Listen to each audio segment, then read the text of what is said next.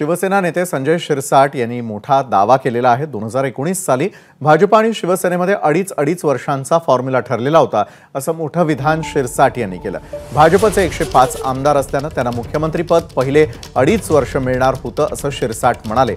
मात्र शरद पवारांनी 5 वर्ष मुख्यमंत्रीपद तुम्हीच घ्या अशी ऑफर दिली आणि उद्धव ठाकरेंची नियत फिरली, असा आरोप शिरसाट यांनी केला। पवारांची ऑफर आल्यावरती शेवटच्या दिवशी भाजपने पहिले 2.5 वर्ष तुम्ही मुख्यमंत्री व्हा अशी नवी ऑफर दिली, पण ठाकरेंनी भाजपशी चर्चाच केली नाही, असा दावा देखील शिरसाट यांनी केला आहे।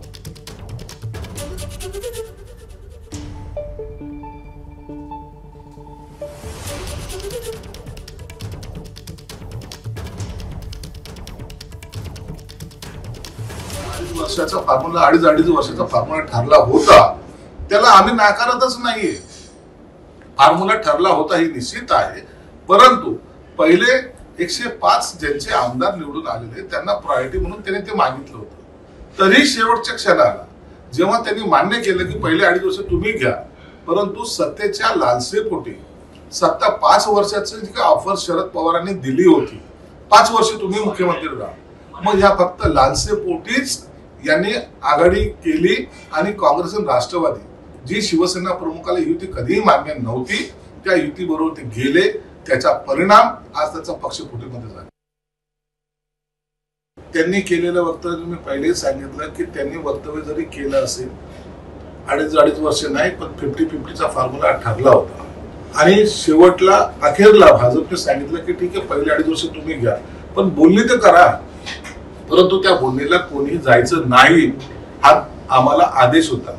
शरद पवार साहेबांनी जी गुगली टाकली होती 5 वर्ष तुम्ही मुख्यमंत्री राहा, आम्हाला सत्तेची लालसा नाही, परंतु भाजपला सत्तेत येऊ द्यायचं नाही, हे सांगितल्यामुळे सत्तेच्या लालसेपोटी ती युती जी होणारी होती ही उद्धव साहेबांनी टाळली, हे तेवढं सत्य आहे। आणि मग एकनाथ शिंदे साहेबांनी जेव्हा हे उद्धव साहेबांना सांगितलं, उद्धव साहेबांनी मी बोलणी करायला कोणाला पाठवणार, तुला जायचं तुझा, कशाला जातील ते। मात्र शिरसाट यांचा हा दावा भाजप मंत्री सुधीर मुनगंटीवार यांनी फेटाळून लावलाय। आमची मुख्यमंत्री पदाची कधीच चर्चा झाली नाही, असं मुनगंटीवार म्हणाले। लाखोंच्या सभेमध्ये मोदी शहा हे फडणवीस मुख्यमंत्री असतील असं सांगत होते, तेव्हा उद्धव ठाकरे का बोलले नाहीत, असा सवाल मुनगंटीवार यांनी विचारला। आपण जेव्हा एखाद्या पक्षाच्या सोबत चर्चा करतो तेव्हा ती गुप्तपणे कधीच होत नाही। अशा बाबतीमध्ये एखादं पद द्यायचं असेल या संदर्भामध्ये एकत्रितपणे भाष्य केलं जातं। जेव्हा आमचं एकत्रित भाष्य झालं तेव्हा मुख्यमंत्री पदाबाबतीत कोणतीही घोषणा झाली नव्हती। लाखोच्या सभेत नरेंद्र भाई जेव्हा देवेंद्रजीला मुख्यमंत्री म्हणून म्हणत होते, मग तेव्हा तुम्ही सभेत उभं राहून काय नाही म्हणालात की आपलं तर ठरलं आहे।